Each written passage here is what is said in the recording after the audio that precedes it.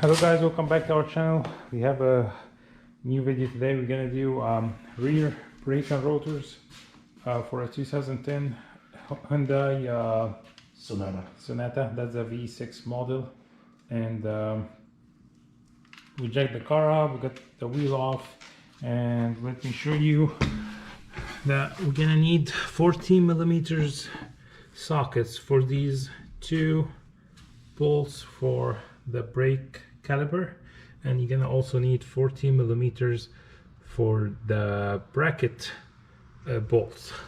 As you guys can see, there's one here and one down there. That the other one for the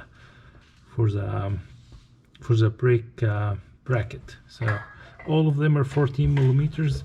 So let's go ahead, take everything apart.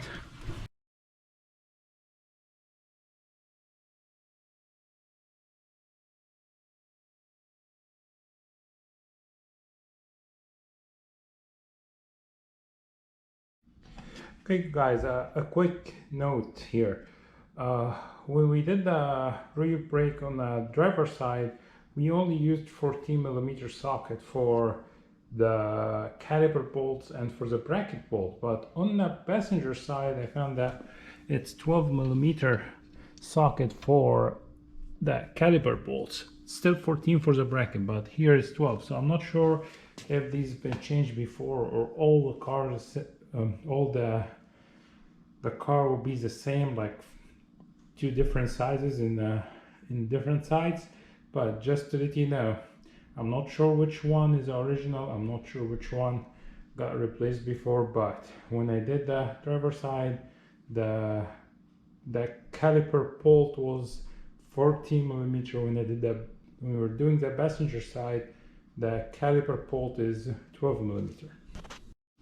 Okay guys, so we got the caliper out, we get the bracket out, and now to take the rotor, you're gonna have that screw, the securing screw, whatever. I don't like them, but we're gonna have to remove it. Always try to get the Phillips screwdriver that is very thick, like almost square. That will make it easy, and you're gonna need to make sure you do a lot of pressure on it. So, and you can soak them in WD-40 ahead of a time, so they don't so they come out easy. So let's do this.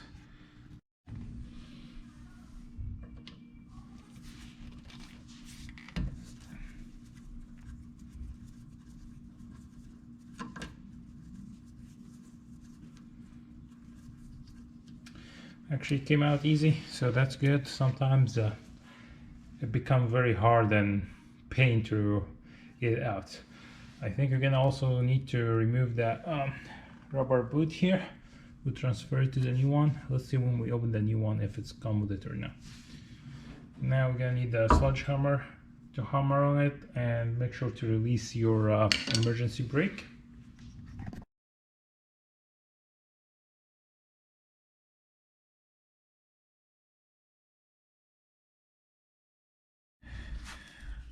Okay, that's the new rotor. It's usually come with a layer of wax or grease to protect it from rusting. So get some brake cleaner and just like wipe quickly from both sides.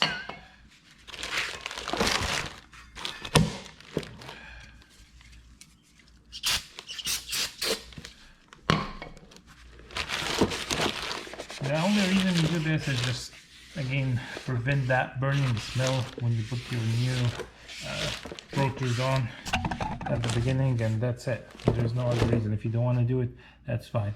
Then we gotta transfer that rubber boot or rubber cover that we took from the old rotor. That's the opening that what you use to adjust your emergency brake, the shoes, to make it more tight or less tight. So we gotta transfer that here.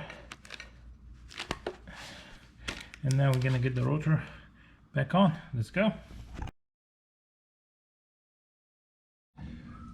Okay guys, when you put that screw back, please don't over tighten it. I'm just putting it back because that's a friend car, that's not mine. If it's mine, I'm not gonna put it at all, because sometimes it gets more hard to remove, and I just like just put it in there. Again, whatever hold the rotor in place is your wheel with the lug nuts.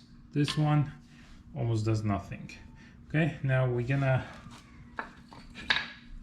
get the old brake pads off, it's very tiny ones, and grease the caliper pins and put the new hardware on.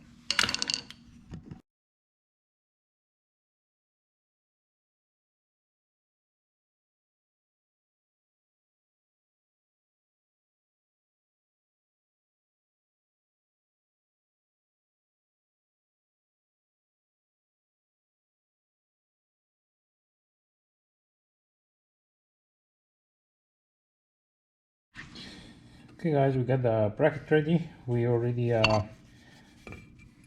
cleaned some of the dust. We put the new hardware back.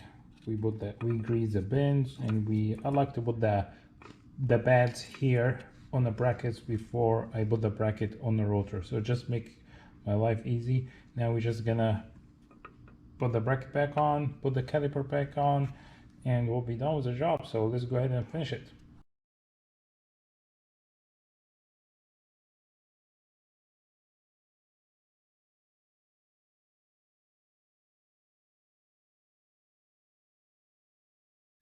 Okay guys, now we have rotors back, the new rotors, brake pads, hardware, everything back, looks good.